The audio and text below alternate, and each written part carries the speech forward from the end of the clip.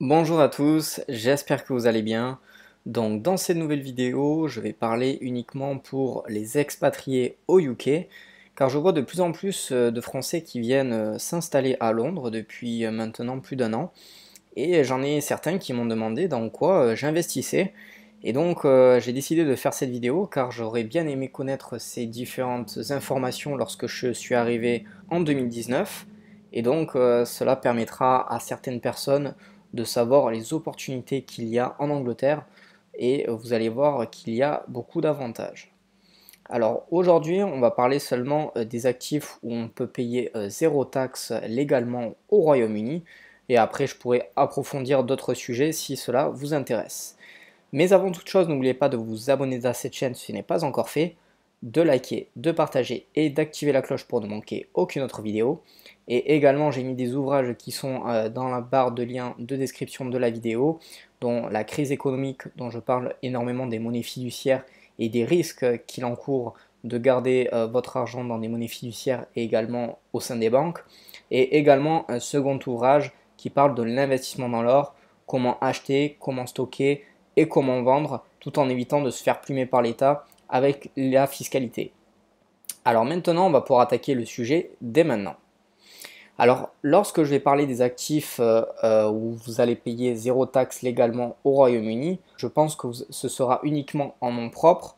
En aucun cas, je vais parler pour ceux qui vont faire par le biais de sociétés et également avec des partenaires, uniquement lorsque vous investissez en nom propre.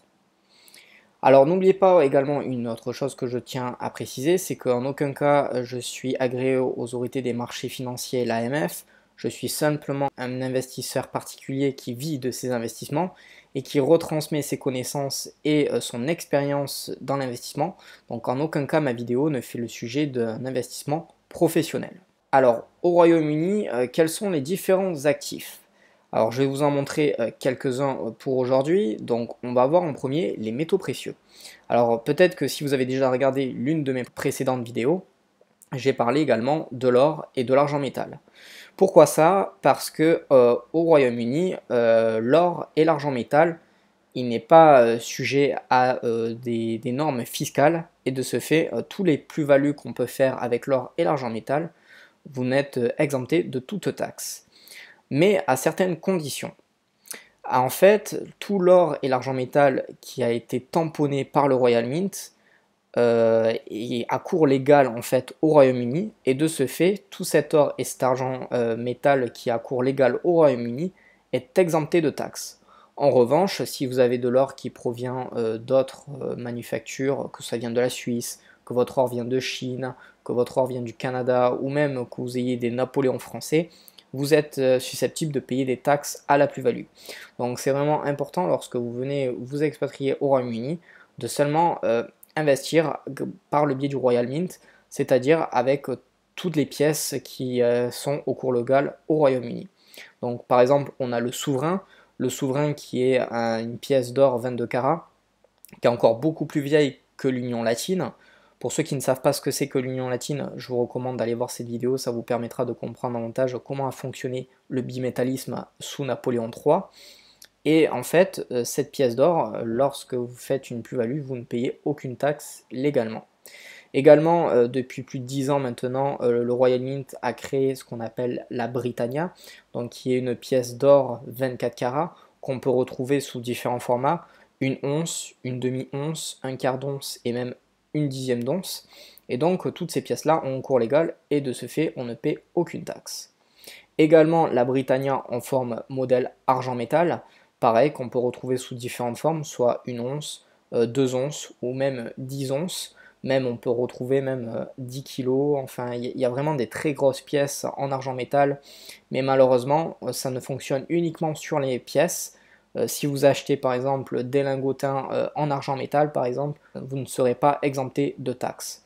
Donc il faut vraiment faire attention à se connaître cette niche fiscale car en fait on peut faire des bons bénéfices et réinjecter et réinvestir ces bénéfices pour acquérir d'autres actifs derrière. Le deuxième actif que je souhaite vous parler au Royaume-Uni, c'est le whisky. Et oui, en fait, en Écosse, plus particulièrement, si vous investissez dans du whisky et que vous le revendez quelques années plus tard, vos bénéfices ne seront pas taxés sur le whisky. Comment ça se fait? En fait, vous allez devoir investir uniquement ce qu'on appelle dans des casques, c'est-à-dire dans des fûts et dans des tonneaux, dans des grosses barriques de whisky. Et en fait, on va simplement faire ce qu'on appelle en Angleterre le finishing, c'est-à-dire qu'on va permettre de créer les arômes et de vieillir le whisky à l'intérieur de ces différents casques, soit qui peut être avec des casques de Bourbon, soit des casques de Sherry. Enfin, si vous êtes vraiment intéressé, je pourrais vous faire des vidéos spécialement dédiées à l'investissement dans le whisky, car c'est vraiment un sujet qui me passionne énormément. C'est pour ça que j'aime beaucoup aussi investir dans le whisky en Écosse. Et donc, en fait, moi, lorsque je revends des casques de whisky, donc des fûts, je ne paie aucune taxe légalement et je réinjecte ces bénéfices pour réinvestir davantage. Pareil que pour l'or et l'argent métal, donc zéro taxe sur la plus-value du whisky. Pourquoi? Tout simplement parce qu'en Angleterre, le whisky est considéré comme un wasting asset. Alors pour ceux qui ne savent pas trop bien comprendre les deux termes en anglais, wasting c'est une perte et asset c'est actif. Donc littéralement ça veut dire une perte de l'actif. Pourquoi ça? Parce que en fait le whisky, plus il va être maturé dans des barriques de whisky, il va perdre à peu près 2% d'alcool et d'arômes qui vont être absorbés par le bois du tonneau. Et de ce fait, chaque année, en fait, vous allez perdre 2% de taux d'alcool dans la barrique.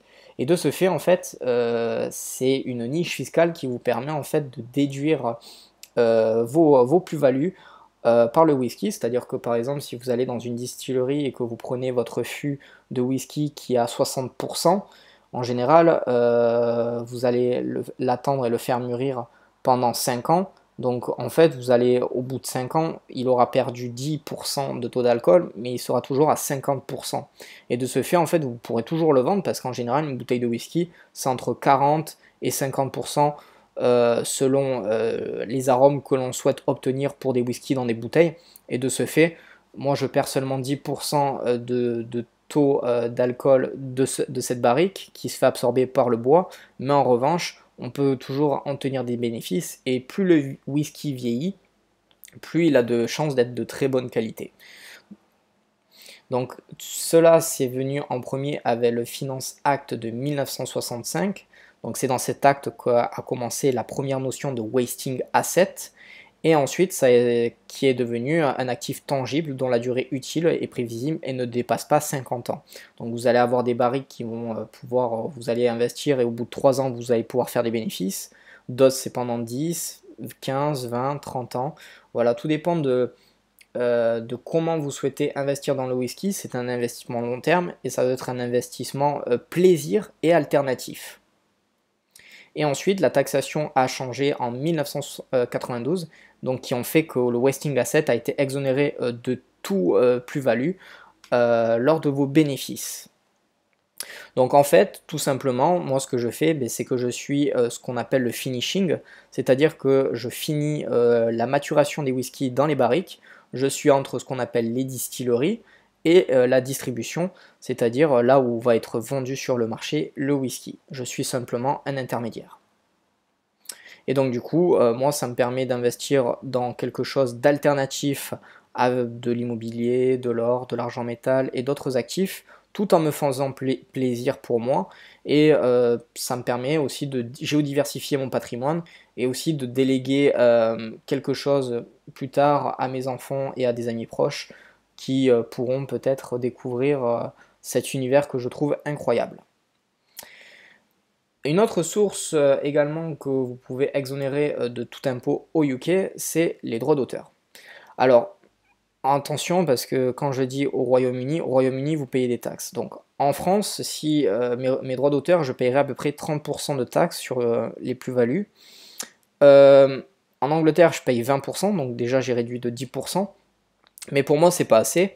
Et je sais qu'au Royaume-Uni, il y a une stratégie qui est de passer par les territoires d'outre-mer britanniques. Et donc, en fait, pour payer la zéro taxe sur les royalties, par exemple sur les droits d'auteur, ce que vous pouvez faire, c'est aller aux îles Caïmans. Mais pour cela, il va devoir falloir attendre un tout petit peu pour la plupart des gens, car il vous faudra le passeport britannique. Alors le passeport britannique, j'y suis à 2 doigts de le toucher du bout des doigts. Donc il faut résider plus de 5 ans avec 1 an de plus pour passer les tests d'histoire, d'anglais, de citoyenneté, etc. Et en plus de ça, il vous faudra du coup ouvrir un compte offshore aux îles Caïmans, avoir l'aide d'un avocat fiscaliste et d'un expert comptable, mais cela vous permettra de payer zéro taxe sur vos droits d'auteur au Royaume-Uni. Donc si vous avez des questions, ben, n'hésitez pas à me le faire savoir, je me ferai un plaisir d'y répondre. Et pour ceux qui veulent en savoir un peu plus sur comment protéger sa monnaie papier des banques et se géodiversifier avec de l'or et de l'argent métal, j'ai mis 2 ouvrages qui sont dans le lien de la description de cette vidéo. Et moi, quant à moi, je vous dis à très vite dans une prochaine vidéo. Prenez soin de vous.